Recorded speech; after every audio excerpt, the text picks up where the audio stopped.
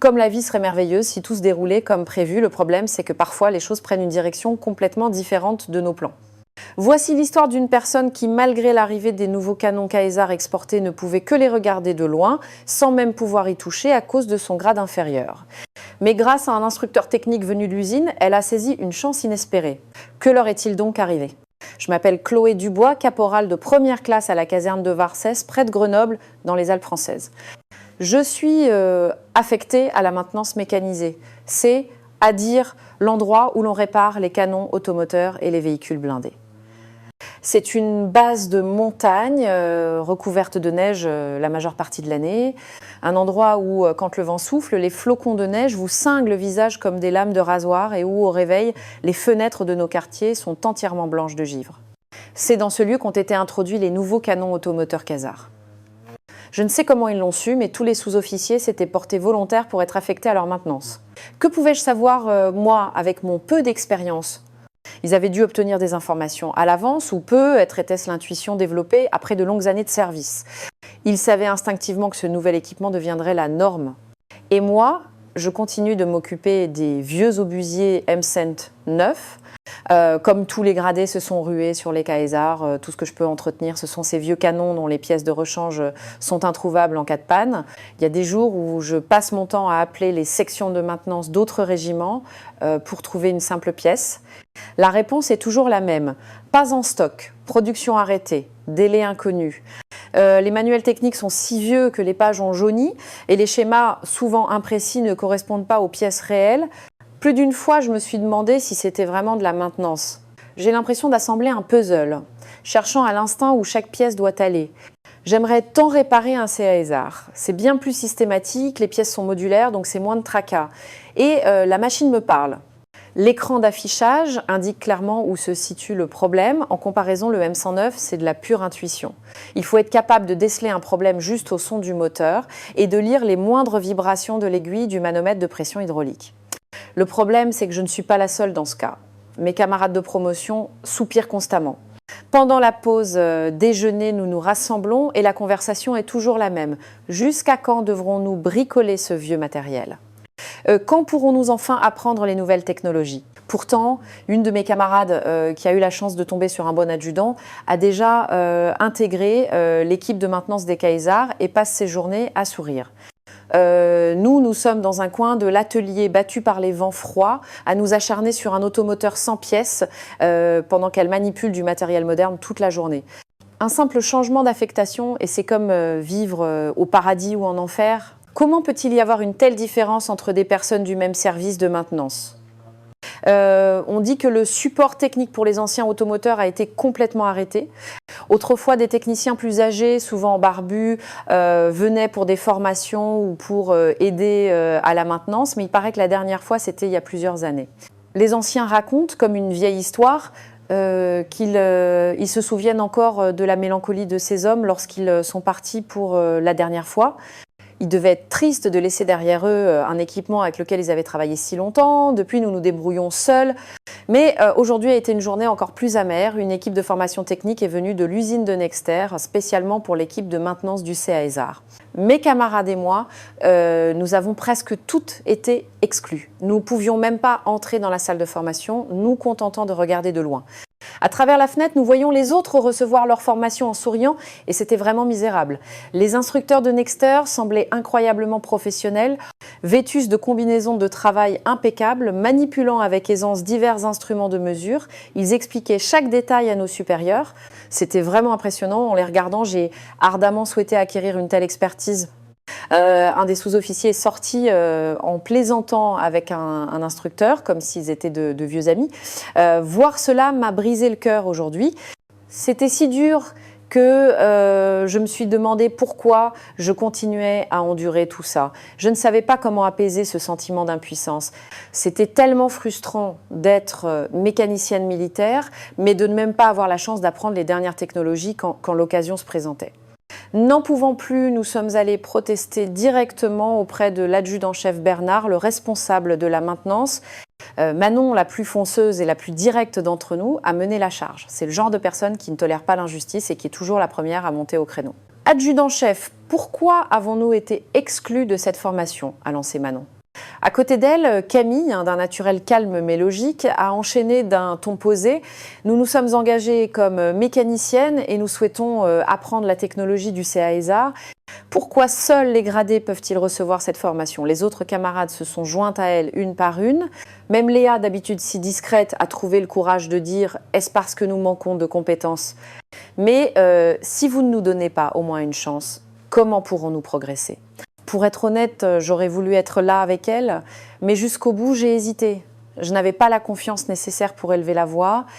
On m'a trop souvent répété que pour une subalterne comme moi, le mieux était de rester discrète. Et j'ai grandi dans cette atmosphère. L'armée est ainsi faite, n'est-ce pas? Quand on a un grade inférieur, on nous dit de faire ce qu'on nous demande sans donner notre avis, mais mes camarades n'en pouvaient plus. En tant que mécanicienne, nous partageons tout le désir d'être reconnus pour nos compétences, mais il fallait un courage différent pour exprimer ce sentiment, surtout dans un environnement aussi hiérarchisé que l'armée. Contredire un supérieur n'est vraiment pas une chose facile. Lors de la confrontation, l'adjudant-chef Bernard a d'abord souri nonchalamment, mais son expression s'est rapidement durcie. D'après ce que Manon m'a raconté, il aurait dit « Écoutez, c'est pas moi qui décide, je ne fais qu'appliquer la liste des participants qui nous a été transmise par la hiérarchie. » Et il a répété sans cesse la même chose, comme nous n'étions pas encore officiellement affectés au CAESAR, nous n'étions pas concernés. Mais Manon n'a pas lâché. Dans ce cas, affectez-nous ou au moins laissez-nous assister en tant qu'observatrice. Camille a ajouté avec logique, adjudant-chef, le M109 dont nous nous occupons est aussi un canon automoteur. Les principes de base doivent être les mêmes. Pourquoi ne nous donnez-vous même pas la chance d'apprendre une nouvelle technologie ? Mais la réaction de l'adjudant-chef Bernard est devenue encore plus froide. D'un ton qui laissait entendre que les nouvelles recrues étaient trop présomptueuses, il aurait même dit « Vous n'êtes même pas capable de vous occuper correctement d'un M109 et vous voulez toucher à un CAESAR, vous manquez d'expérience et vous êtes trop avide. » Mes camarades ont insisté, trouvant anormal d'être exclus du matériel de pointe, non pas pour une différence de compétences, mais simplement pour une question d'affectation. Finalement, l'adjudant-chef s'est muré dans le silence. Il a même fini par critiquer leur attitude, disant qu'il était prématuré de se plaindre avec si peu d'expérience pratique. Faites d'abord correctement le travail qui vous est confié, il sera toujours temps d'être ambitieuse plus tard. C'est alors que Léa aurait dit en dernier ressort « Alors combien de temps devons-nous attendre ? Nous aussi, nous voulons progresser. » Mais l'adjudant-chef Bernard s'est simplement levé, mettant fin à la conversation. La situation était vraiment frustrante et révoltante. Tout le monde était découragé après avoir entendu de tels mots. Mais ce matin, lors du rassemblement, une annonce totalement inattendue a été faite. Il a été décidé d'ajouter des personnes à la formation sur le CAESAR, et ces personnes, c'était nous. Pendant notre formation, les anciens s'occuperaient de la maintenance des vieux automoteurs. J'ai cru rêver. Hier encore, nous étions à côté de ce vieil équipement, les yeux rivés sur des listes de pièces détachées, et soudain, une chance s'offrait à nous. Nous étions si heureuses que nous nous sommes serrées dans les bras les unes des autres. Manon a serré le poing et a crié « On a gagné, c'est enfin notre tour !» Camille souriait doucement, les larmes aux yeux. Léa, d'une voix excitée qui ne lui ressemblait pas, a dit « C'est incroyable, on va enfin pouvoir toucher un CAESAR. » Mais l'histoire la plus surprenante est venue plus tard. Il s'avère qu'hier, lors de la confrontation, un des instructeurs français, qui observait la scène en silence, est intervenu. Il aurait dit à la hiérarchie « Pour une exploitation à long terme, il est indispensable d'inclure les jeunes recrues qui montrent une forte volonté de s'impliquer. » Demandant personnellement que nous soyons incluses dans la formation. Cet instructeur avait l'air d'avoir la trentaine et dégageait une aura de grand professionnalisme. En voyant mes camarades protester, il a dû sentir quelque chose. Il a reconnu la passion et la détermination de ces jeunes mécaniciennes. Sa proposition a été transmise aux échelons supérieurs et la décision a finalement été annulée. C'était une occasion formidable. Le sentiment de ne pas devoir la laisser passer nous a envahis et nous nous sommes toutes ressaisies. Le fait que nous puissions maintenant participer fièrement à cette formation que les gradés avaient monopolisée semblait irréel. Manon est venue me voir et m'a dit « Chloé, tu vas enfin pouvoir toucher un CAESAR. Je suis si contente pour toi. » Camille a ajouté « Cette opportunité va toutes nous changer. Donnons le meilleur de nous-mêmes. » Le jour où je pourrais toucher un CAESAR de mes propres mains était arrivé. Ce matériel de pointe, que je ne faisais qu'observer à travers une vitre, je pouvais maintenant l'entretenir moi-même. J'avais l'impression qu'une porte longtemps fermée venait de s'ouvrir en grand devant moi. La formation avec l'instructeur a commencé. Je n'oublierai jamais l'excitation que j'ai ressentie en entrant pour la première fois dans la salle de formation. Dans la salle impeccablement rangée, les diverses composantes du CAESAR étaient exposées de manière systématique. Et sur un grand écran, les schémas détaillés de l'automoteur étaient projetés avec une clarté parfaite. L'instructeur s'est présenté, il s'appelait Julien Moreau, il semblait avoir la mi-trentaine et dès le premier regard dégageait une aura de professionnalisme. Sa combinaison de travail propre, son ton assuré et surtout le regard passionné qu'il avait en parlant du CAESAR était impressionnant. Bonjour à tous, je m'appelle Julien Moreau de Nexter Systems. Pendant les 2 prochaines semaines, nous allons apprendre ensemble la maintenance du CAESAR et je suis vraiment impatient. Le CAESAR n'est pas juste un canon automoteur, c'est un système complet. La plupart des consommables principaux utilisés sont fournis par des entreprises françaises. Cependant, il a été conçu pour permettre certains approvisionnements locaux ou alternatifs. Je vais donc vous enseigner en détail tous les aspects, de la maintenance de base à la réparation. Monsieur Moreau a commencé par les notions les plus fondamentales. Il a expliqué les consommables typiques, comme les pneus et les systèmes hydrauliques, mais sa façon d'expliquer était incroyablement structurée. Le CAESAR est un véhicule lourd, donc l'usure des pneus est rapide. Surtout dans un terrain montagneux comme le vôtre, où après une conduite tout-terrain, les dommages sont fréquents. Il nous a montré un pneu usé pour illustrer ses propos, nous expliquant en détail quelle partie s'usait en premier, quand le remplacer, les précautions à prendre lors du changement. Les lubrifiants et les liquides de refroidissement ont également des caractéristiques différentes. Ceux pour le système de chargement automatique, pour le dispositif hydraulique et pour le système de rotation de la tourelle sont tous différents. Il faut donc les distinguer précisément et les remplacer régulièrement. Pour être honnête, c'était des choses que nous savions déjà. Tout cela était écrit dans les manuels. Cependant, le niveau d'exigence ici à Vars était bien plus élevé. Il fallait comprendre la durabilité, le principe de conception de chaque petite pièce pour être considéré comme un bon mécanicien. Regardez cette pompe hydraulique. Si vous ne comprenez pas le principe de fonctionnement des pistons internes, vous ne pourrez pas identifier précisément la cause d'une panne. Monsieur Moreau démontait les pièces réelles pour nous les montrer, c'était fascinant. Chaque composant qui semblait complexe jouait un rôle spécifique et il expliquait pourquoi il avait été conçu de cette manière, ce qui rendait la compréhension beaucoup plus facile. Ce n'était pas exagéré de dire que le niveau de cette formation dépassait celui d'un master universitaire. Ce qui était vraiment surprenant, c'est que tout le monde attendait cette formation avec une telle impatience que nous faisions preuve d'une concentration incroyable, avide d'apprendre le plus possible. Les questions fusaient. Camille a été la première à lever la main. Le cycle de remplacement de cette pièce est basé sur combien d'heures de fonctionnement ? Environ 2000 heures, mais cela peut varier en fonction de l'environnement d'utilisation. Manon a enchaîné. À quoi faut-il faire particulièrement attention lors du remplacement ? Bonne question. Dans les régions froides comme les Alpes, le changement de viscosité de l'huile est crucial. Tout le monde prenait des notes frénétiquement, car nous savions toutes que si nous ne posions pas de questions et que nous prenions du retard, nous serions renvoyés à la maintenance des anciens automoteurs. Pour nous, cette opportunité était vraiment la dernière chance. Pendant ce temps, j'étais dans une situation délicate. Je devais écouter attentivement la formation, mais je ne pouvais pas m'empêcher de regarder le visage de Monsieur Moreau. Sa façon de parler était si douce, ses gestes en expliquant étaient aussi précis que ceux d'un chef d'orchestre, et je perdais ma concentration. C'était vraiment difficile. C'était pas le moment pour ça. Ma tête devait mémoriser des termes techniques, mes mains devaient prendre des notes, mais mes yeux ne cessaient de se tourner vers lui. Quoi qu'il en soit, le cours a continué.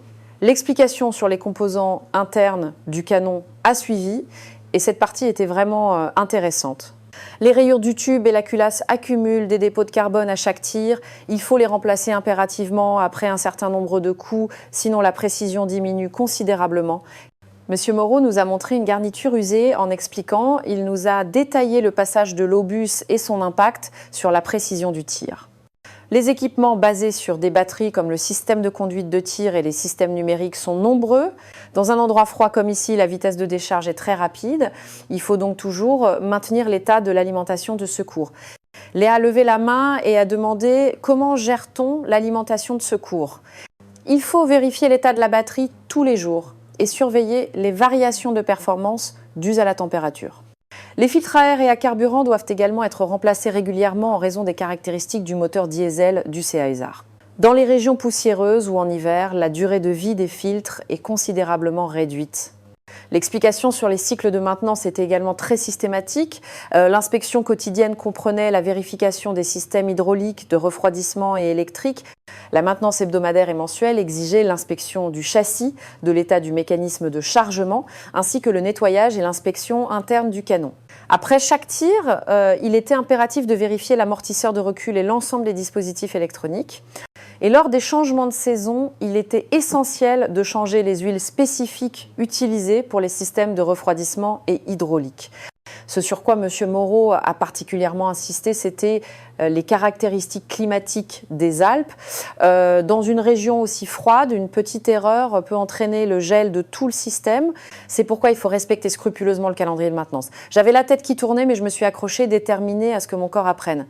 Le simple fait de pouvoir manipuler un CAESAR me faisait sentir que le temps que j'avais enduré jusqu'à présent n'était pas perdu.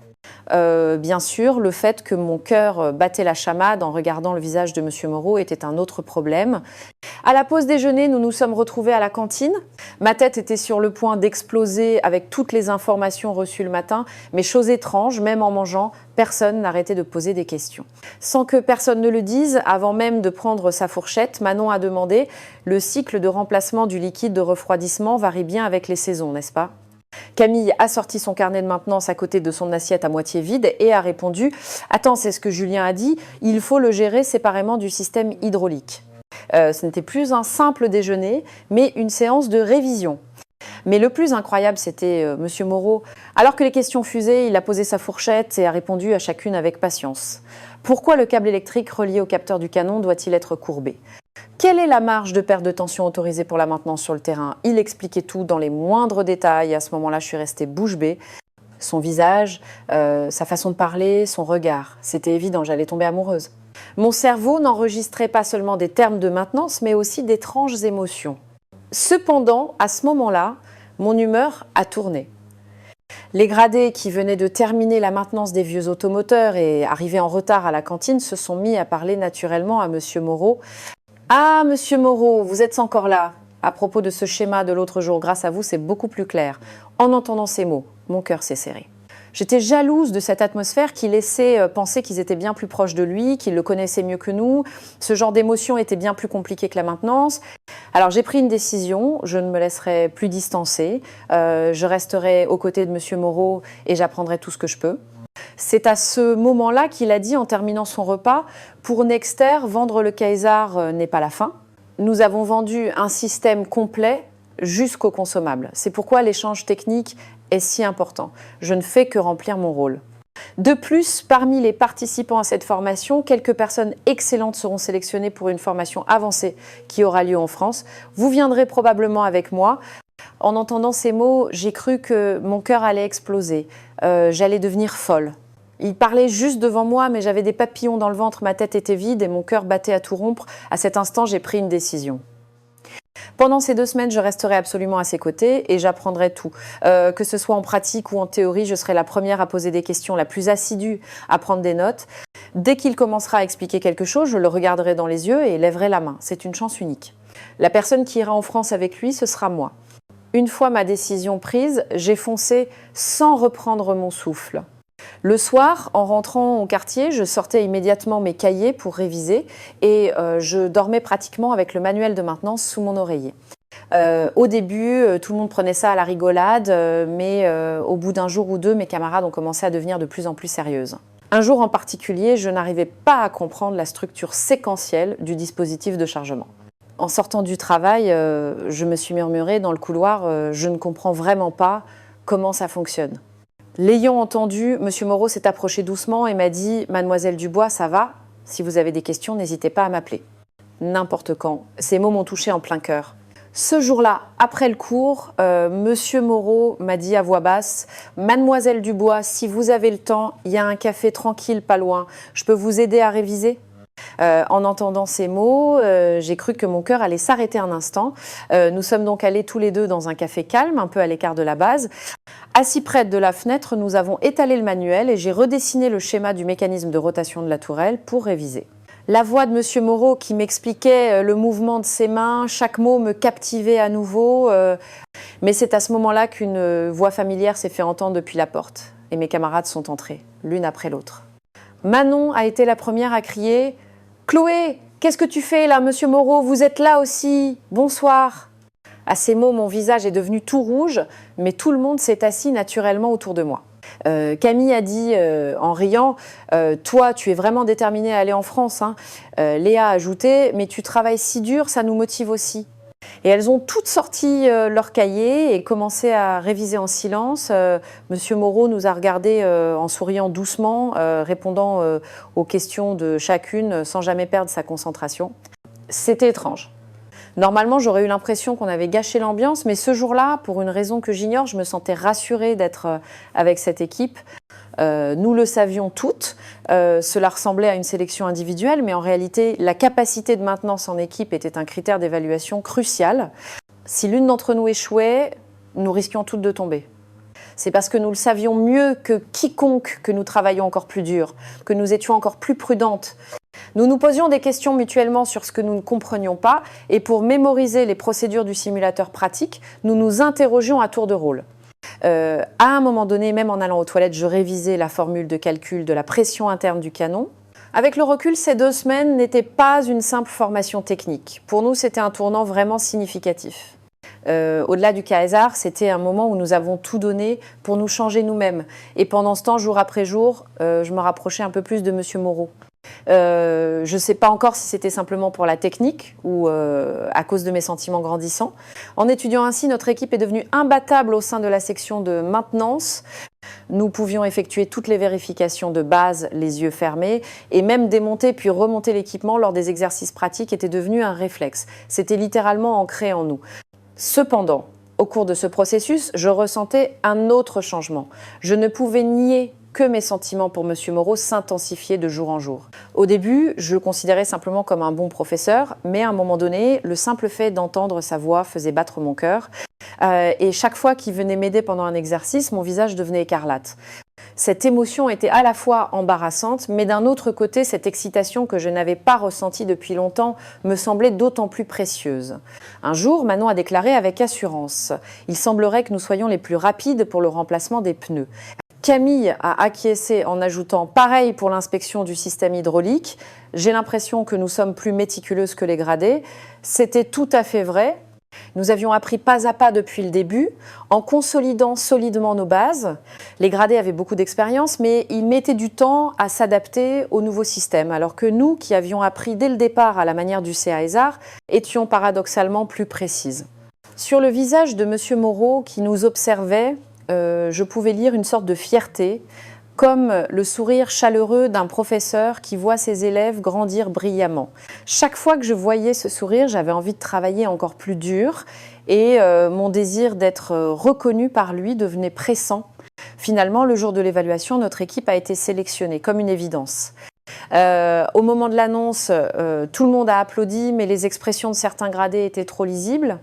Des visages qui ne pouvaient cacher leur déception, des sourires amers et même des murmures à côté.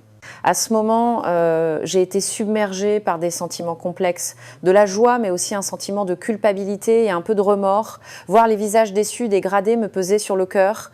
Mais en même temps, j'étais fière de ce résultat que nous avions légitimement obtenu. J'ai entendu un gradé dire à un autre « Les nouvelles ont juste eu de la chance, c'est nous qui avons tout préparé ». Un autre a ajouté « Qu'est-ce qu'elles vont apprendre en France ? De toute façon, quand elles reviendront, ce sera à nous de tout leur réapprendre ». En entendant ces mots, je me suis sentie en colère. J'avais l'impression qu'ils méprisaient nos efforts et ça m'a vraiment déplu. Tant pis. Les jaloux ne pourront pas nous rattraper. C'est un équipement nouveau et désormais, sans nous qui comprenons vraiment le système Caesar, cette section de maintenance ne pourra plus fonctionner. Les temps ont changé. C'est nous qui sommes au centre maintenant. Un gradé n'en pouvant plus s'est plaint en larmes devant Monsieur Moreau. Monsieur Moreau, nous avons vraiment travaillé dur, nous aussi. C'est très décevant. Monsieur Moreau, semblant avoir de la peine pour lui, le consolait. En voyant cette scène, une jalousie soudaine m'a envahi. Pourquoi montrer une telle faiblesse devant Monsieur Moreau ? Et pourquoi compatit-il à une telle attitude ? Sur le moment, j'étais si en colère que j'ai eu envie de courir les séparer. Qui sait tout ce que j'ai enduré pour en arriver là ? Mais je me suis retenue. C'était un moment où nous devions être célébrés. Monsieur Moreau a réagi avec une grande maturité, l'expérience des anciens est également très précieuse. C'est juste que pour cette sélection, nous avons privilégié le potentiel de développement futur et la capacité d'apprentissage des nouvelles technologies. Tout en disant cela, il choisissait ses mots avec soin pour ne pas blesser leur fierté. En voyant son attitude, je suis tombée amoureuse une fois de plus. Calme et juste en toute situation et un cœur chaleureux qui se soucie de tout le monde. Je le trouvais vraiment parfait. L'évaluation terminée, notre équipe et Monsieur Moreau avons organisé une petite fête pour célébrer. Réunis dans un restaurant tranquille, nous avons mangé et ri de tout notre cœur. On va vraiment en France. Avec Monsieur Moreau, je n'arrivais pas à y croire. Ce pays que j'avais imaginé pendant la formation, j'allais maintenant m'y rendre en personne et en tant que qualifié. Mais ce qui m'excitait le plus, c'était de pouvoir passer plus de temps avec Monsieur Moreau. Quelle facette de lui me montrera-t-il en France? Pourrais-je le voir plus détendu, différent de quand il travaille? Le simple fait d'imaginer me faisait battre le cœur. Manon a levé son verre et a crié « On l'a fait, c'est nous qui l'avons fait ». Camille, les larmes aux yeux, a dit « Au début, j'étais vraiment perdue, je n'aurais jamais imaginé qu'on obtiendrait un tel résultat ». Ce jour-là, personne ne se souvient de combien on a bu. Rire, pleurer, parler sans cesse. Une atmosphère que seules les personnes qui ont accompli quelque chose ensemble peuvent connaître flottait entre nous. Le départ était dans quelques jours. En ouvrant ma valise pour faire mes bagages, je n'avais jamais ressenti une telle excitation de toute ma vie. Mon cœur et mon corps étaient prêts pour le départ. Monsieur Moreau était là avec nous et il s'intégrait vraiment naturellement. En France, vous apprendrez beaucoup de choses. Sur la base de ce que vous avez appris ici, nous aborderons des contenus plus avancés. Qu'allons-nous apprendre? Ai-je demandé, curieuse. En vérité, plus que ce que nous allions apprendre, je voulais parler davantage avec Monsieur Moreau. De la visite des chaînes de production aux dernières tendances technologiques, en passant par les techniques de maintenance avancées, ce sera probablement bien plus systématique que ce que vous imaginez. En entendant ces mots, mes attentes ont grandi. C'était pas un simple voyage, mais une opportunité de grandir en tant que professionnel et surtout un temps précieux à passer avec Monsieur Moreau. Et j'en suis convaincue, ce voyage ne sera pas une simple mission ou une formation, mais le début d'un changement de direction dans ma vie. L'idée de passer plus de temps avec Monsieur Moreau m'excitait et l'expérience directe de la France me réjouissait. Le fait d'avoir accompli cela avec mes camarades rendait la chose encore plus significative. C'était le résultat que nous avions créé ensemble, pas seul. J'avais le sentiment que cet esprit d'équipe se poursuivrait en France, mais plus que tout, c'était l'attente d'un nouveau départ possible avec Monsieur Moreau qui occupait la plus grande place dans mon cœur. Dans le train, l'ambiance était étrangement calme. Avec les meilleures équipes de chaque section de maintenance et d'autres régiments, nous devions être plusieurs dizaines de personnes. Nous ne nous connaissions pas, mais nous partagions la fierté d'avoir été sélectionnés et une atmosphère de compréhension mutuelle sans parole régnait. Mais mon cœur battait la chamade. L'idée d'aller en France avec Monsieur Moreau m'avait tenue éveillée toute la nuit. Dès que le train a démarré, le calme s'est fait et la tête appuyée contre la vitre, je me suis endormie profondément. L'épuisement accumulé a paradoxalement apaisé mon esprit. Même dans mes rêves, Monsieur Moreau est apparu. Il me guidait à travers la France. Nous visitions divers endroits ensemble. C'était un rêve si doux. J'ai dû tellement sourire pendant ce rêve que même après mon réveil, j'étais de bonne humeur. Et puis, nous sommes arrivés, gare de Lyon, Paris, quand les portes se sont ouvertes et que j'ai vu pour la première fois le paysage de cette gare immense, j'ai cru que mon souffle allait se couper. La gare elle-même ressemblait à une scène de film. La lumière du soleil filtrait à travers la verrière et entre les structures transparentes qui se reflétaient du plafond au sol, le drapeau tricolore flottait. En passant les portes automatiques, des agents d'accueil nous attendaient et sur une pancarte, il était clairement écrit « Bienvenue au groupe de formation en maintenance de la Défense ». J'ai vraiment eu le souffle coupé. Ce pays que j'avais vu en rêve et seulement dans les livres ou aux informations, j'avais l'impression qu'il m'accueillait vraiment. J'étais si heureuse que Monsieur Moreau partage ce moment avec moi. C'était comme s'il m'avait invitée dans son propre pays. Je ne saurais dire à quel point c'était spécial d'accueillir ce premier instant en France avec lui. Pendant ce temps, Monsieur Moreau nous guidait, nous mettait en rang, remettait notre liste à un par un aux responsables français et échangeait des salutations. Au début, je pensais que nous allions nous déplacer ensemble, que nous allions nous diriger ensemble vers le centre de formation. Mais il restait en arrière pour tout organiser et finalement il s'est éloigné sur un autre chemin. C'est à ce moment-là qu'un étrange sentiment d'anxiété m'a envahi. Pourquoi est-ce que je me sens soudainement si seule ? Sans Monsieur Moreau à mes côtés, tout me semblait soudainement étranger et effrayant. À cet instant, je suis restée figée et j'ai regardé en arrière sans m'en rendre compte. Et au loin, dans la foule, j'ai vu la silhouette de Monsieur Moreau. J'ai agité la main par réflexe. Je suis là. Allons-y ensemble. C'était ce que je ressentais. Mais à ce moment-là, une femme qui se tenait à côté de lui s'est approchée en souriant et lui a parlé. Et un jeune enfant a couru vers lui et s'est blotti dans ses bras. En voyant cette scène, toutes mes forces m'ont abandonnée. J'ai compris ce que signifiait vraiment l'expression « avoir le cœur brisé ». Je ne sais pas pourquoi. C'était juste un instructeur et un supérieur que j'admirais, mais cette seule scène a fait déborder toutes mes émotions. J'avais si mal au cœur. C'était comme si quelqu'un me serrait le cœur. Le sourire de Monsieur Moreau en regardant cette femme et cet enfant me semblait différent de celui qu'il avait avec moi, ce qui rendait la chose encore plus douloureuse. Il avait l'air plus naturel, plus à l'aise, et les larmes me sont venues. Je ne pouvais ni l'expliquer, ni le cacher. Je ne comprenais pas moi-même pourquoi j'étais si triste, si déçue. J'avais juste l'impression d'avoir perdu quelque chose de précieux. Mes camarades me regardaient étrangement. Elles m'ont demandé ce qui n'allait pas, mais je n'ai pu que secouer la tête. Si je parlais, j'avais peur que ce soit encore pire. Et pour être honnête, je ne savais pas exactement ce que je ressentais. Manon m'a demandé avec inquiétude « Ça va ? Tu es toute pâle d'un coup. » Oui, je suis juste fatiguée. C'était un long voyage. C'était un mensonge. Je n'étais pas fatiguée, j'avais mal au cœur. Finalement, nous avons pris un bus pour le centre de formation et une cérémonie d'accueil officielle a eu lieu dans un bâtiment du campus avec un amphithéâtre. Des responsables du ministère des Armées, des entreprises de l'industrie de la défense française et des responsables de la formation sont venus nous accueillir, mais je n'entendais pas bien leurs paroles. Cette scène tournait en boucle dans ma tête. Cet enfant qui connaissait Monsieur Moreau et cette femme qui lui parlait si naturellement. Était-ce sa famille? Si c'est le cas, qu'est-ce que j'avais imaginé jusqu'à présent? Demain, le programme de formation commence pour de bon. Mais plus que l'excitation, c'était un sentiment complexe qui prédominait. Mes camarades étaient occupés à chercher des informations sur la France dans leur chambre, mais moi, allongée sur mon lit, je n'arrivais pas à dormir. En fermant les yeux, cette scène revenait sans cesse. Ce moment où Monsieur Moreau tenait l'enfant dans ses bras et souriait. Ce sourire était le même que celui que je connaissais, ce qui le rendait peu être encore plus douloureux. M'étais-je trompée depuis le début? Mes sentiments pour Monsieur Moreau n'étaient-ils qu'à sens unique?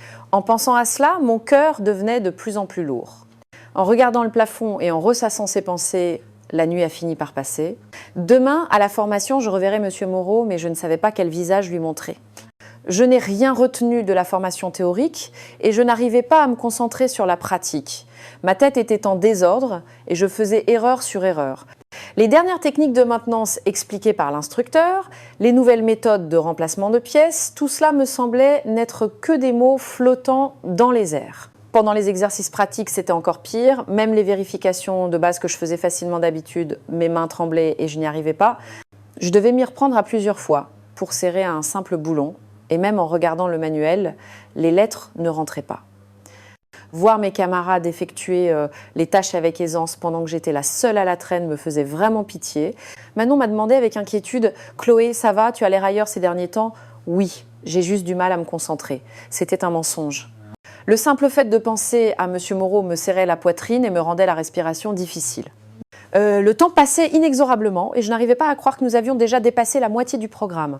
Le fait qu'il ne reste que quelques jours me mettait la pression et je n'osais rien dire, pensant que j'étais vraiment dans une situation difficile. Si je termine la formation comme ça et que je rentre en France, est-ce que ce sera vraiment la fin avec Monsieur Moreau? Cette pensée rendait mon cœur encore plus lourd. Je ne dormais pas la nuit non plus. En fixant le plafond, je me remémorais sans cesse la scène de la gare. Le visage de Monsieur Moreau souriant à cette femme et cet enfant. Cette expression naturelle tournait en boucle dans ma tête. Qu'est-ce que j'étais pour lui? Juste une élève parmi d'autres à former. Mes camarades semblaient trouver mon état étrange. Elles avaient remarqué que je parlais moins, que mon regard était vide, et l'une d'elles a dû en parler à Monsieur Moreau. Camille m'a dit plus tard, Chloé est malade quelque part.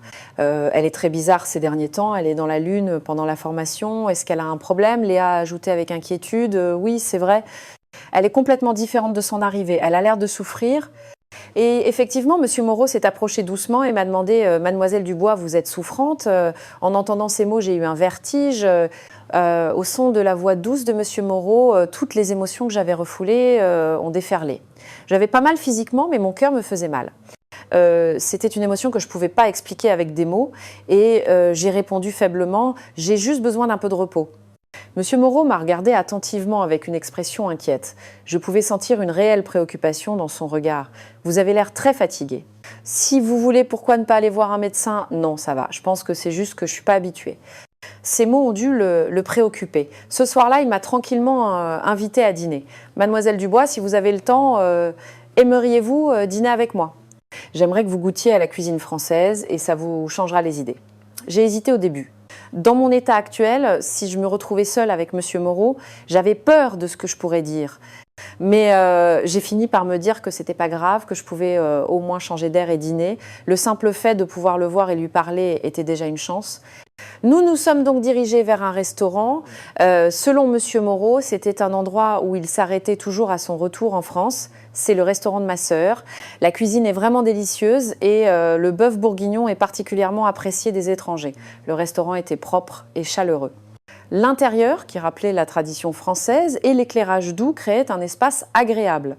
Le bœuf bourguignon avait été préparé avec moins de vin pour moi et Monsieur Moreau m'a appris patiemment comment tenir ma fourchette et mon couteau et comment mélanger les ingrédients. D'abord, vous coupez la viande comme ça, puis vous la mangez avec les légumes. La main de Monsieur Moreau guidant la mienne, sa chaleur se transmettait à moi et mon cœur battait la chamade. Il était si gentil que mon cœur s'est soudainement serré. Je me suis dit que ce serait merveilleux d'avoir un mari comme lui et mes yeux se sont embués. Ce moment si quotidien, dîner ensemble, converser, j'ai réalisé à quel point ce temps était précieux. Passer un moment aussi ordinaire avec Monsieur Moreau me semblait un rêve. C'est alors qu'il a dit doucement « En fait, je suis venue ici aujourd'hui car il y a quelqu'un que je voulais vous présenter. Mon cœur a raté un battement. » Sa femme, j'ai eu une sensation de froid glacial dans tout le corps, mais comme si c'était prévu, des visages familiers se sont approchés de la porte. C'était la femme et l'enfant que j'avais vus à la gare. L'enfant a couru joyeusement en criant « Tonton !» et Monsieur Moreau a ri de bon cœur en le prenant dans ses bras. Et la femme a dit « Je suis la sœur de Julien, c'est moi qui tiens ce restaurant. » J'ai cru que j'allais m'évanouir. Toute cette scène que j'avais vue à la gare, l'étreinte chaleureuse, les sourires, ce moment où je me sentais exclue, ce n'était qu'un accueil familial. Sa sœur et son neveu étaient simplement venus le chercher à la gare pour fêter son retour après une longue mission à l'étranger. C'était tout. À ce moment, je me suis sentie tellement stupide. Toutes les histoires que je m'étais inventées, toute la souffrance que je m'étais infligée. Monsieur Moreau avait simplement vécu un moment ordinaire de retrouvailles familiales et moi j'avais créé tout un drame. Sa sœur a été très chaleureuse. Julien parlait souvent des stagiaires venus de votre régiment, surtout de vous, Chloé. Il disait que vous étiez vraiment passionnée. En entendant ces mots, mon visage est devenu tout rouge. Le fait que Monsieur Moreau ait souvent parlé de moi me faisait battre le cœur. Le neveu était aussi adorable. Il appelait Monsieur Moreau tonton et s'accrocher à lui, c'était très mignon. On voyait bien que Monsieur Moreau l'adorait aussi. Après que sa sœur et son neveu soient partis, Monsieur Moreau et moi nous sommes rendus dans un café tranquille à proximité. L'ambiance était calme, mais mon esprit était confus. Le soulagement d'avoir dissipé le malentendu se mêlait à la honte de ma propre bêtise. J'ai finalement pris la parole doucement. En fait, ce jour-là à la gare, j'ai mal interprété. Ça m'a fait si mal que... J'ai commencé à lui raconter lentement pourquoi je n'arrivais pas à me concentrer sur la formation, les sentiments que j'avais gardés pour moi. À quel point j'avais été peinée de le voir avec une autre femme, à quel point j'avais souffert pendant plusieurs jours. Je lui ai tout dit honnêtement. Monsieur Moreau a écouté en silence, puis a souri doucement. C'est pas grave, ça arrive, j'aurais dû vous l'expliquer avant. Et il a poursuivi. Si notre famille est si proche, c'est peu être grâce à mon beau-frère. La voix de Monsieur Moreau est devenue un peu plus grave. Mes parents sont décédés jeunes. C'est donc ma sœur qui m'a en quelque sorte élevée. Elle a beaucoup travaillé, cumulant les petits boulots tout en allant à l'université pour s'occuper de moi. Je pouvais sentir la difficulté de cette époque dans son expression. Perdre ses parents jeunes et grandir seul avec sa sœur a dû être très difficile. Mais celui qui a protégé ma sœur, c'est mon beau-frère. Elle l'a rencontré à l'université et c'était un homme formidable. C'est grâce à lui que j'ai pu aller à l'université et étudier. Je pouvais sentir la gratitude et la nostalgie dans sa voix.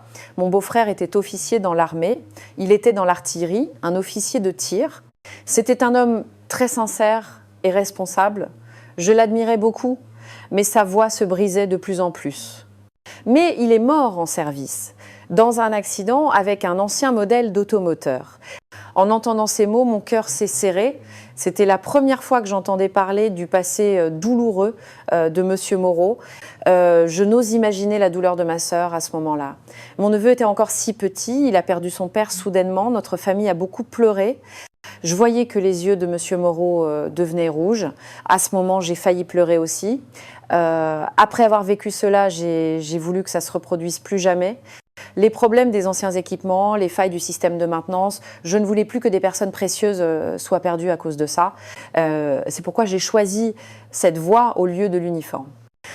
Pour créer des équipements plus sûrs, développer de meilleures techniques de maintenance pour que des gens comme mon beau-frère ne soient plus jamais blessés dans de tels accidents. En écoutant son histoire, ma poitrine se réchauffait progressivement et à un moment donné, je pouvais à peine respirer.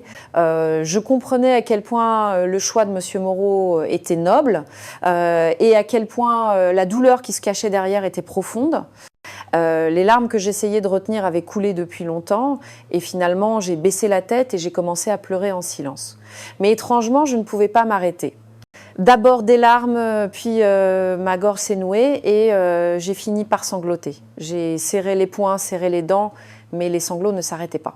C'était pas des larmes silencieuses, hein, c'était une explosion d'émotions, un effondrement. Je pleurais à chaudes larmes à un point incroyablement embarrassant.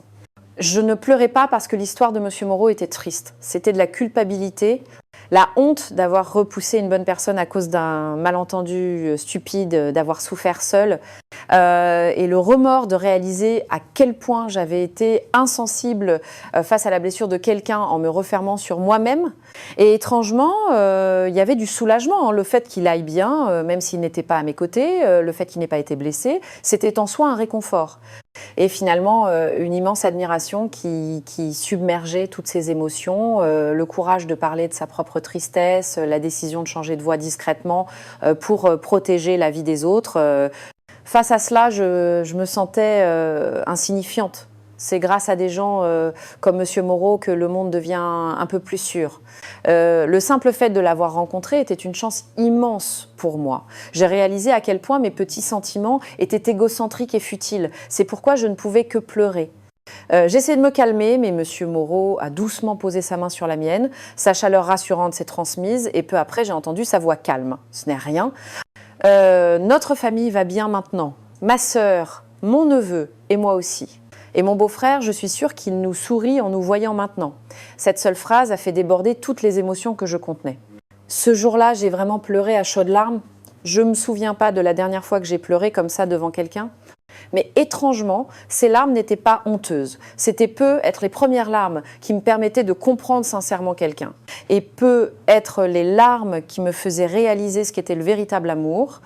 Monsieur Moreau a attendu patiemment que j'ai fini de pleurer et à la fin, il a dit « Chloé, donnons le meilleur de nous-mêmes pour le reste de la formation ». Toute cette expérience deviendra un souvenir inestimable plus tard. En entendant ces mots, je me suis ressaisie. Il ne restait vraiment que quelques jours, je devais tout donner pour ne rien regretter. Mon esprit s'est calmé et j'ai recommencé à voir clair. Après avoir tant pleuré, j'ai enfin pu reprendre mon souffle et relever la tête. Après avoir entendu l'histoire de Monsieur Moreau ce jour-là, j'ai pu me reconcentrer pour la première fois du plus profond de mon être. Cette nuit-là, de retour à l'hôtel, j'ai pas pu dormir, mais cette fois, c'était pas par angoisse, mais parce que mon esprit était incroyablement clair. En écoutant Monsieur Moreau, j'ai réalisé à quel point j'étais prisonnière de mes petites pensées. J'ai appris pour la première fois que l'amour n'est pas simplement le désir de posséder quelqu'un, mais de le comprendre et de le respecter. Dès le matin, Monsieur Moreau était toujours aussi gentil et j'ai commencé à recevoir chaque mot de lui avec plus de sérieux et de précision. Je n'étais plus ébranlée par des sentiments personnels et je pouvais aborder la formation avec un désir pur d'apprendre. Mes camarades étaient perplexes. Manon a dit, en riant d'un air moqueur, « Toi, hier, tu avais l'air d'une âme en peine. Et aujourd'hui, pourquoi tes yeux brillent-ils autant ?» Camille a ajouté, intriguée, « C'est vrai, tu es comme une autre personne. Il s'est passé quelque chose, Léa a été un peu plus directe, tu as parlé avec Monsieur Moreau, ton expression a complètement changé. » Je le savais moi-même, quelque chose avait changé. Après avoir compris qu'on ne peut pas avancer en se méprenant sur quelqu'un, j'ai décidé de me redresser. Et je sentais aussi que je respectais sincèrement Monsieur Moreau. C'est dans cette ambiance que la dernière semaine de formation a commencé. Mais ce matin-là, le responsable de la formation a fait une annonce surprenante. Pour ceux qui termineront la formation avec d'excellents résultats, nous proposerons un soutien pour l'hébergement pour ceux qui le souhaitent. Après la fin du programme, en accord avec les autorités françaises, vous pourrez rester quelques jours de plus à titre touristique. Si certains d'entre vous souhaitent rester un peu plus longtemps en France, nous les soutiendrons activement. Ce sera une bonne occasion de découvrir plus en profondeur la culture et la technologie française. À ces mots, un murmure a parcouru la salle et l'ambiance a changé du tout au tout. C'était comme si un bonus inattendu s'ajoutait à cette formation que nous pensions terminer une fois le travail bien fait. Manon a crié, excitée, « Attendez, ce ne sont pas juste des vacances, il faut absolument gagner ». Camille, incrédule, a dit « Je n'aurais jamais cru qu'une telle opportunité se présenterait. Travaillons dur ». Désormais, les résultats n'étaient plus une simple fin en soi, mais une chance que nous désirions plus que tout. Pour moi, cela avait une signification encore plus spéciale. Passer plus de temps avec Monsieur Moreau et pouvoir connaître plus profondément son pays, c'était vraiment important. Juste après cette annonce, j'ai regardé sur le côté et j'ai croisé le regard de Monsieur Moreau. Il a souri et a hoché la tête et j'ai fait de même en silence. Il n'y avait pas de mots, mais nous savions exactement ce que l'autre pensait. C'était plus un simple objectif à atteindre, mais une promesse pour notre avenir commun. Je me suis juré de gagner, de saisir cette chance par mes propres moyens. Mais cette fois, ce n'était pas par désir personnel, mais par un désir pur d'apprendre davantage. Les 3 derniers jours sont passés à une vitesse folle. Le matin, cours théorique et pratique. L'après-midi, séance de feedback. Et le soir, il y avait un temps spécial que M. Moreau avait préparé. Le premier soir, il a proposé « Chloé, si vous avez le temps, pourquoi ne pas étudier ensemble chez moi? On pourra faire une dernière révision et vous pourrez goûter à la cuisine familiale française. » J'étais un peu mal à l'aise au début, mais la maison de M. Moreau était un endroit vraiment chaleureux, un espace simple mais impeccablement rangé. Faire les courses ensemble, préparer le repas ensemble, s'asseoir côte à côte pour réviser, ce temps semblait un rêve. Voir M. Moreau cuisiner lui-même était aussi une nouveauté. C'est un pot-au-feu, c'est un plat que l'on mange très souvent en famille en France. Je vais le faire un peu plus doux pour qu'il soit à votre goût. Nous passions le temps à nous enseigner mutuellement ce que nous ne comprenions pas, à réfléchir ensemble aux parties difficiles.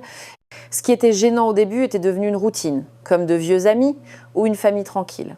Le deuxième jour, la sœur et le neveu de M. Moreau sont venus. L'enfant, qui s'était habitué à moi, m'a parlé en français. Et M. Moreau ne faisait que rire derrière. « Bonjour ». Tonton m'a appris des mots en français. C'était si mignon de le voir saluer dans un français hésitant. J'étais touchée que M. Moreau ait même appris le français à l'enfant pour moi. C'est Tonton qui m'a appris, ces mots m'ont serré le cœur. J'avais envie de lui expliquer encore mieux. L'enfant m'a rapidement posé des questions, a compris, a ri et a hoché la tête. À ce moment, j'avais vraiment l'impression de faire partie de la famille. La sœur de M. Moreau a été très chaleureuse. Grâce à vous, Chloé et Julien a l'air vraiment heureux. Je pense que rencontrer une élève aussi passionnée est une grande joie pour lui aussi. En entendant ces mots, mon visage est devenu tout rouge. J'étais si heureuse d'avoir une bonne influence sur M. Moreau. Le 3e jour a été le plus spécial. M. Moreau m'a aussi enseigné la culture française. En France, il y a une notion qu'on appelle la complicité. C'est pas la famille ni les amants, mais c'est le cœur qui prend soin et respecte l'autre. J'aimerais que nous puissions avoir ce genre de relation, Chloé. En entendant ces mots, mon cœur s'est réchauffé. La complicité dont parlait M. Moreau me semblait être exactement ce que je ressentais. Ces 3 jours ont été courts, mais vraiment intenses et profonds. Un temps pour partager le quotidien, partager les cœurs, voir les rêves ensemble. Je sentais que nous nous étions compris, que nous nous faisions confiance, que nous nous étions rapprochés. Mais maintenant, cette proximité n'était plus un fardeau, car elle était fondée sur le respect mutuel. Et le dernier jour, en allant passer l'examen, j'étais plus calme que nerveuse. J'étais convaincue d'être prête et j'ai abordé l'épreuve sans vaciller. Théorie, pratique, aucune question ne me faisait peur. Avant l'examen, M. Moreau a dit « Chloé, vous avez vraiment beaucoup progressé. Quel que soit le résultat, soyez fiers de vous ». Grâce à cet encouragement, j'ai abordé l'examen avec encore plus de confiance. Le résultat, Première, Monsieur Moreau s'est approché et a dit que c'était une formation de très haut niveau cette fois. Certains contenus incluaient même des recherches de maintenance de niveau doctorat. Le fait que vous ayez compris est vraiment impressionnant. À ces mots, j'ai souri et mes camarades m'ont tapé sur l'épaule en criant. Manon a été la première à courir me serrer dans ses bras en criant « Ouah, Chloé, félicitations !» Camille, les larmes aux yeux, a dit « Tu vas t'installer en France maintenant ». Léa a ajouté avec un clin d'œil malicieux « Tu vas rester avec Monsieur Moreau, hein, on sait tout ». Tout le monde le disait en plaisantant, mais la joie qu'il y avait dedans était sincère. J'étais vraiment heureuse aussi, mais cette fois, c'était pas parce que je pouvais rester plus longtemps avec Monsieur Moreau, mais parce que mes compétences avaient été reconnues. Monsieur Moreau m'a sincèrement félicité, je suis vraiment fière de vous. Maintenant, vous pouvez rester quelques jours de plus et apprendre encore beaucoup de choses. Ce jour-là a été une journée vraiment chaleureuse. Je ne l'oublierai pas de sitôt. Le dernier jour de formation, à se féliciter, à se serrer dans les bras. Nous n'étions plus de simples coéquipières, mais de véritables amis qui avaient partagé un moment heureux de la vie. Et au milieu de tout ça, j'ai réappris à faire confiance à quelqu'un et j'ai pu m'aimer à nouveau. Et surtout, j'ai compris ce qu'était le véritable amour. C'est pas le cœur qui cherche à posséder quelqu'un, mais le cœur qui souhaite sincèrement son bonheur et le respecte tel qu'il est. Les quelques jours restants ont été comme un cadeau, l'examen était terminé, la formation aussi. Il ne restait plus qu'à se promener tranquillement, à voir ce que nous voulions voir, à ressentir peu à peu la température de ce pays que nous ne connaissions pas. Monsieur Moreau et moi, nous en étions arrivés au point de nous tenir la main naturellement, sans même avoir besoin de parler. À un moment donné, c'était devenu une évidence, et chaque fois que sa paume chaude enveloppait ma main, mon cœur s'apaisait. L'excitation des débuts s'était transformée en un sentiment de sécurité.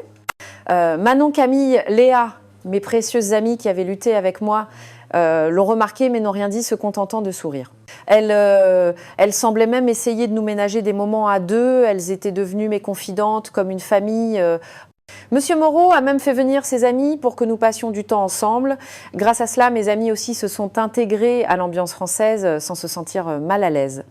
C'est plus tard que j'ai réalisé à quel point cette attention était délicate. Le premier jour, c'était Montmartre. Nous sommes passés dans une boutique de vêtements le matin et avons enfilé de jolies robes. En me regardant dans le miroir, mon reflet me semblait étranger, mais c'était un sentiment étrange. Comme si j'étais devenue une personne du Paris du XIXe siècle. Manon, faisant tournoyer sa robe, s'est exclamée « Ouah, on se croirait vraiment des princesses ». C'est si joli cette jupe qui s'élargit. Camille, traçant du doigt les broderies délicates de sa robe, était émerveillée. Cette broderie a été faite à la main, c'est vraiment fin. C'est bien plus élégant que nos tenues traditionnelles. Léa, en apprenant à nouer sa ceinture, peinait « Comment on noue ce truc? C'est trop compliqué ». Monsieur Moreau nous a tout appris avec patience. De la façon de bien porter les vêtements à la démarche, il a tout expliqué avec gentillesse. En nous promenant lentement dans le quartier, il nous a raconté en détail l'histoire de Paris. Mes amis, se sentant petites devant les bâtiments grandioses, étaient remplies d'admiration. Au début, l'atmosphère plus calme que prévu les a un peu surprises, mais elles ont été rapidement charmées par cette beauté surannée. Un des amis de Monsieur Moreau, Martin, avait apporté un Polaroid et a développé sur place des photos de nous tous. Les photos de nous en robe avec la basilique du Sacré-Cœur en arrière-plan étaient magnifiques. Surtout la photo prise avec Monsieur Moreau, on aurait dit un couple de la Belle Époque. J'ai toujours une de ces photos dans mon portefeuille. Le lendemain, nous nous sommes promenés librement dans les rues de Paris, shopping sur les Champs, Élysée, spectacle de rue à Châtelet, poulet et bière dans un parc. Mes amis étaient complètement fascinés par la jeune culture parisienne. Le soir, nous sommes allés dans un vrai bistrot parisien. C'était un petit établissement dans une ruelle étroite du quartier latin, mais les lanternes rouges et les chaises en plastique créaient une atmosphère étrangement nostalgique. Les amis de Monsieur Moreau, habitués, ont choisi les plats et ont commencé à servir le vin. Allez, c'est ici que commence la véritable expérience de la culture française. Le vin, on le sert comme ça. Monsieur Moreau a montré l'exemple en expliquant « Au début, mes amis étaient un peu tendus, mais après avoir goûté une gorgée de vin, leurs expressions ont changé. » Manon, après avoir bu son verre d'un trait, a écarquillé les yeux. Ce n'est ni de la bière ni du vin, mais pourquoi c'est si doux? C'est un goût dangereux. Camille est tombée amoureuse du Calvados. C'est vraiment facile à boire. Ça se boit comme de l'eau. Mais pourquoi j'ai si chaud au visage?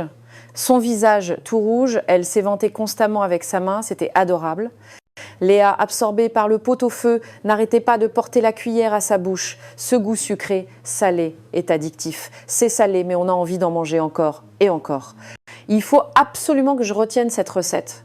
Manon, essayant pour la première fois d'utiliser une pince devant la plancha, a brûlé la viande et avait l'air désolée, mais les amis de Monsieur Moreau ont ri et en ont fait griller d'autres.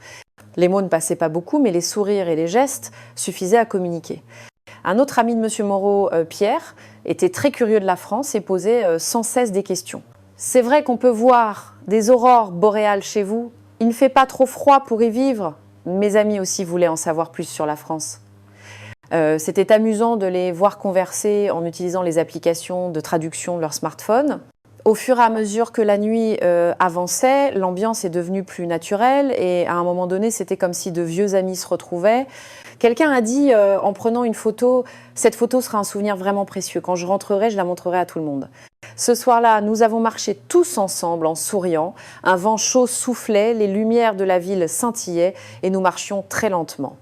Mes amis, un peu éméchés, chantaient en se tenant par les épaules et moi, je me suis blottie silencieusement à côté de Monsieur Moreau, souhaitant que ce moment dure éternellement. Le lendemain matin, dans un restaurant servant une soupe à l'oignon, tout le monde avait l'air un peu fatigué. Manon portait des lunettes de soleil et avait les lèvres pincées, mais elle a fini par avouer « Honnêtement, jusqu'au 4e verre de vin, tout allait bien. » C'était doux, agréable en bouche, mais le 5e verre a été le problème. À partir de là, ma mémoire est floue. Léa a hoché la tête en buvant de l'eau fraîche. Pareil pour moi. Le Calvados était si facile à boire que je me suis laissée avoir. Je l'ai bu comme de l'eau et voilà le résultat. Camille, remuant doucement sa soupe à l'oignon avec sa cuillère, a dit « Le vin français est vraiment un alcool terrible. Si j'avais su que le degré d'alcool était si élevé, j'aurais fait attention. » Moi aussi, j'avais mal au ventre, mais étrangement, j'étais de bonne humeur. J'avais l'impression d'avoir vécu une vraie soirée à la française. Monsieur Moreau m'a tendu la soupe à l'oignon en premier en disant gentiment « En France, la soupe à l'oignon est le meilleur remède contre la gueule de bois. Un bol de ça, et vous vous sentirez revivre. » Et c'était vrai, en portant la soupe chaude à mes lèvres, mon estomac s'est peu à peu calmé. Le goût doux de l'oignon et le bouillon chaud étaient vraiment efficaces. Après le repas, nous sommes allés au parc. Nous avons étalé une couverture sur l'herbe verte à l'ombre et nous nous sommes assis, riant de nos mésaventures de la veille, ou nous reposant sur un banc, les yeux fermés. Manon s'est complètement allongée sur l'herbe, les bras en guise d'oreiller, et a dit en regardant le ciel « C'est vraiment étrange. Le meilleur moment de mon séjour en France peut être maintenant. » Ce temps paisible qu'on ne trouve pas chez nous. Léa, regardant la rivière calme, était admirative. Paris est une si grande ville, mais étrangement, ce n'est pas bruyant. Les gens passent affairés, mais il y a une certaine chaleur. C'est vraiment une ville étrange. Camille, qui prenait des photos, a soudain dit d'un air espiègle « Dites, vous ne voyez pas des gens qui ressemblent à des couples ?» En tournant la tête, plusieurs couples formés par les amis de Monsieur Moreau et mes amis étaient déjà assis côte à côte, se tenant la main ou partageant les mêmes écouteurs pour écouter de la musique. Surtout Martin et Manon, qui conversaient avec enthousiasme en utilisant leur smartphone pour traduire, et Pierre et Léa qui riaient en prenant des photos ensemble. Le regard de tout le monde a changé sans que personne ne le dise. Et ils nous ont regardés en souriant d'un air entendu, comme pour dire « Vous aussi, vous allez finir comme nous ». Ce soir-là, nous sommes montés à la Tour Eiffel. En arrivant au sommet, la vue nocturne de Paris s'étendait à perte de vue. Et sur les rambardes, nous avons vu d'innombrables cadenas accrochés, les cadenas d'amour que les amants avaient accrochés pour sceller leur amour. Mes amis et les amis de Monsieur Moreau avaient aussi sorti un cadenas chacun. Comme une évidence, ils se sont pris la main, ont écrit leur nom sur le cadenas et l'ont accroché ensemble. C'était si naturel, comme si tout avait été prévu. Je regardais la scène abasourdie quand Monsieur Moreau s'est approché doucement de moi et m'a dit gentiment « Chloé, si on en accrochait un nous aussi ?» À cet instant, quelque chose dans mon cœur a fait un grand bond. J'ai hoché la tête avec joie et Monsieur Moreau a sorti silencieusement de sa poche un joli cadenas en forme de cœur. À ma grande surprise, mon nom et la date du jour y étaient déjà gravés d'une belle écriture. Quand l'avez-vous préparé il y a quelques jours? Je voulais vraiment le faire avec vous, Chloé. Ces mots de Monsieur Moreau m'ont rempli de joie. J'étais si reconnaissante de cette attention si délicate qu'il avait préparée pour moi. Nous avons accroché le cadenas ensemble à la grille et nous avons jeté la clé au loin vers la magnifique vue nocturne de Paris. Ce court instant où la petite clé a disparu dans l'obscurité, j'ai senti en silence que c'était peu être le début d'une très longue promesse pour nous. Monsieur Moreau m'a pris la main et a murmuré « Puissent nos cœurs être unis, comme ce cadenas ». En entendant ces mots, j'ai failli pleurer. Je n'aurais jamais pensé qu'un moment aussi romantique m'arriverait un jour. Et cette nuit-là, Paris n'avait jamais été aussi belle. Les lumières scintillantes de la ville semblaient nous bénir. Et je souhaitais de tout cœur que ce moment où je me tenais avec Monsieur Moreau s'arrête pour toujours.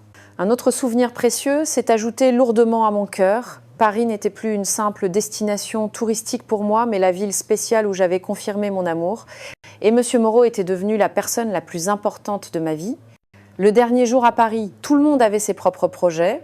Manon avait réservé un cours de cuisine française, Camille avait dit qu'elle se promènerait dans les rues de Paris avec un ami de Monsieur Moreau, et Léa est partie à la recherche d'un salon de thé traditionnel.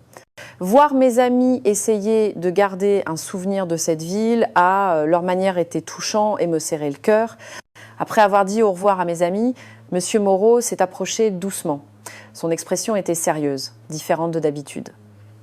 Aujourd'hui, il y a un endroit où j'aimerais que vous veniez avec moi, n'importe où, ça me va. Monsieur Moreau a pris silencieusement les clés de la voiture. Sur le tableau de bord, j'ai vu une petite photo, un homme en uniforme qui souriait de toutes ses dents. Pendant le trajet sur l'autoroute, Monsieur Moreau n'a presque pas parlé. De temps en temps, il regardait la photo comme s'il était plongé dans de profondes pensées.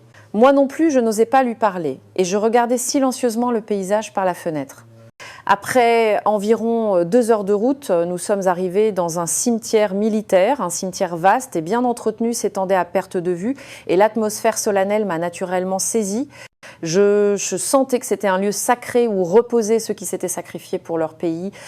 Sur le parking, la voiture de la sœur de Monsieur Moreau était déjà garée. Le neveu a couru vers nous et s'est jeté dans les bras de Monsieur Moreau. Sa sœur m'a souri chaleureusement, mais derrière ce sourire, je pouvais voir une profonde nostalgie. Nous avons marché ensemble vers le cimetière. En marchant sur le chemin qui serpentait entre les rangées de stèles blanches, mon cœur se serrait en pensant aux histoires cachées derrière chaque nom. Monsieur Moreau s'est arrêté devant une tombe. Sur la stèle blanche et propre, un nom et un grade étaient gravés et devant, une petite photo était posée. Monsieur Moreau s'est lentement agenouillé. Je me suis agenouillée à côté de lui et j'ai regardé la photo. C'était un militaire au sourire doux. Il ressemblait un peu à Monsieur Moreau. Beau-frère, je suis là.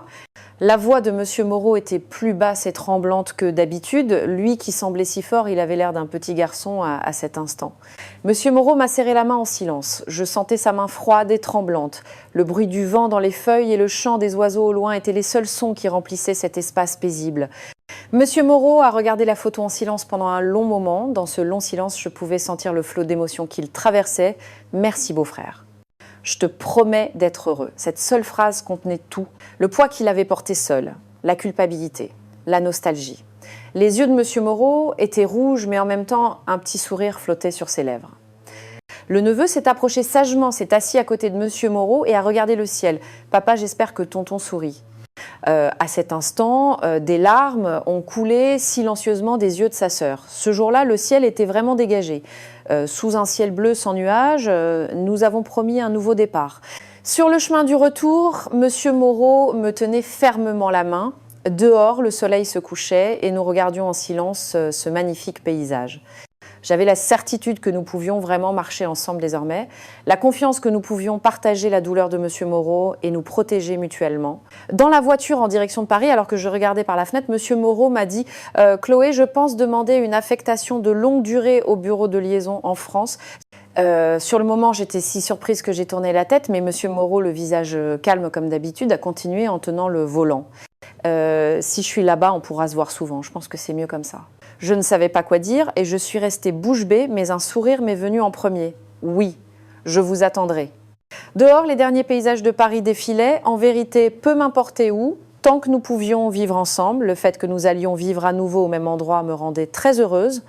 Après des adieux déchirants, nous nous sommes promis de nous revoir et nous nous sommes salués à l'aéroport. Je reviendrai bientôt, attendez-moi un peu. Mince, en arrivant à la section de maintenance, l'ambiance n'était pas très bonne. Il va falloir vous interdire la France maintenant, a dit l'adjudant-chef Bernard en plaisantant, mais j'ai compris que pendant ma semaine de plus en France, la section avait été un véritable enfer. Les mécaniciens restants avaient été submergés de travail, devant s'occuper non seulement de la maintenance des Caesar, mais aussi des anciens automoteurs. Surtout les anciennes comme Ingeborg et Sigrid, qui avaient enchaîné les heures supplémentaires et le travail le week-end, étaient épuisées. L'adjudant-chef essayait de dédramatiser avec une blague, mais les visages crispés des anciennes montraient à quel point elles avaient souffert. Je me suis sentie coupable et je me suis juré de leur enseigner plus attentivement à l'avenir. Après mon retour de France, le temps a filé à une vitesse folle. Monsieur Moreau est revenu et nous avons même préparé notre nouveau logement. « Vous allez vivre ici, vraiment ?» a demandé Manon, incrédule. Monsieur Moreau a été affecté à la société de soutien technique du CASAR. Quelques mois plus tard, nous commencions une nouvelle vie dans les Alpes françaises. Monsieur Moreau avait demandé son transfert en tant qu'ingénieur technique de maintenance du CAESAR au bureau de soutien technique en France. Et son affectation au bureau de Grenoble a été confirmée. Avec l'introduction du CAESAR, la France augmentait les échanges techniques avec les experts en maintenance. Grenoble est une ville au cœur des Alpes. C'est un lieu mystique où l'on peut voir un ciel étoilé pur en hiver et des nuits claires en été. Le bureau de Grenoble soutenait la section de maintenance de Varcès qui s'occupait de la maintenance et de la gestion des Caesar déployés dans la région alpine. Notre maison est une petite maison en bois sur une colline surplombant une vallée, un toit rouge, des murs blancs, une maison typiquement alpine. En ouvrant la fenêtre, on voit des montagnes majestueuses et une vallée verdoyante. La première fois que M. Moreau a vu ce paysage, il est resté sans voix pendant un moment. Il y a aussi beaucoup de montagnes au Japon, mais c'est la première fois que je vois ça, a-t-il dit avec admiration, je m'en souviens. Monsieur Moreau développe des techniques de maintenance pour le CAESAR spécifiquement adaptées à l'environnement alpin. Il dit que son travail consiste à créer un système qui fonctionne parfaitement même à 20 degrés. Au début, il a eu du mal avec la barrière de la langue, mais sur le plan technique, il a montré des compétences exceptionnelles, reconnues même par ses collègues français. Moi, à la section de maintenance de Varcès, il m'arrive maintenant de transmettre le savoir-faire de maintenance français aux autres mécaniciens. Mes collègues de la section me reconnaissent vraiment. L'expérience de maintenance du CAESAR que j'ai acquise en France est également valable ici. Surtout les techniques de maintenance par temps froid que les autres mécaniciens veulent apprendre. Chaque matin, je planifie la maintenance, je vérifie l'état de chaque batterie et je résous les problèmes dès qu'ils surviennent. Comme M. Moreau et moi travaillons dans le même domaine, nous parlons naturellement du CAESAR à la maison. J'essaye sur le terrain les nouvelles techniques de maintenance qu'il a développées et il résout techniquement les problèmes que je découvre. Manon s'est finalement mariée le mois dernier. Elle a épousé Martin qu'elle a rencontré à Paris lors d'un petit mariage à Grenoble. Le mari a déménagé en France et a ouvert un restaurant français à Grenoble. Camille m'a annoncé qu'elle allait bientôt se marier avec Pierre. Et nous, quand est-ce qu'on se marie ? M'a demandé un jour Monsieur Moreau. Vers la fin de l'hiver, quand les jours rallongent, j'ai répondu en souriant fin juin, quand les jours sont les plus longs, à la plus belle période à Grenoble. Le mariage aura lieu dans une petite église surplombant la vallée. En hiver, les Alpes deviennent un paradis pour les amateurs de ski. La première fois que Monsieur Moreau et moi avons vu les montagnes enneigées sous un ciel bleu, nous avons tous les deux pleuré. Devant ce spectacle mystique où tout le ciel était blanc et bleu, les mots étaient inutiles. Je lui ai serré la main très fort. La vie à la section de maintenance est plus agréable que je ne le pensais. Je travaille chaque jour avec le CAESAR et je trouve gratifiant de partager mes compétences avec mes collègues. C'est étrange de penser que les techniques de maintenance que j'ai apprises en France sont reconnues si loin, dans les Alpes. Le week-end, nous allons skier ensemble. Monsieur Moreau a eu du mal au début, mais maintenant il dévale les pistes plus vite que moi. Il y a beaucoup de belles stations de ski autour de Grenoble. Manon est venue nous rendre visite la semaine dernière. Elle a passé la nuit chez nous et a dit avec admiration « Tu as l'air si heureuse, Chloé ». Les mots de Manon m'ont serré le cœur. Monsieur Moreau apprend récemment des recettes de cuisine française. Il est difficile de trouver des ingrédients japonais à Grenoble, il faut les commander en ligne, mais il n'abandonne pas et continue d'essayer. La semaine dernière, il a fait un bœuf bourguignon et c'était vraiment délicieux. Nous faisons aussi des projets pour après la fin de sa mission. Monsieur Moreau veut continuer à travailler dans le soutien technique à l'étranger. Moi, je veux retourner au Japon pour acquérir plus d'expérience en tant que spécialiste de la maintenance du Caesar. J'espère un jour jouer un rôle important dans les échanges technologiques de défense entre la France et le Japon. La nuit, allongée dans mon lit, je regarde par la fenêtre le ciel nocturne unique des Alpes. Dans cette terre mystique où l'hiver nous offre des ciels étoilés et l'été des nuits claires, le fait de vivre de nouvelles expériences avec Monsieur Moreau me semble encore un rêve. Parfois, je me dis que c'est le destin qui a fait que mon voyage commencé en France m'a fait rencontrer l'amour au Japon et que cet amour m'a ramené en France. Monsieur Moreau dort paisiblement à côté de moi et dehors, la belle nuit de Grenoble s'étend. Quel travail de maintenance m'attendra demain ? Au milieu de la nature mystique des Alpes, j'ai hâte de découvrir l'histoire que nous allons écrire ensemble, Monsieur Moreau et moi. Notre histoire d'amour ne fait que commencer un nouveau chapitre.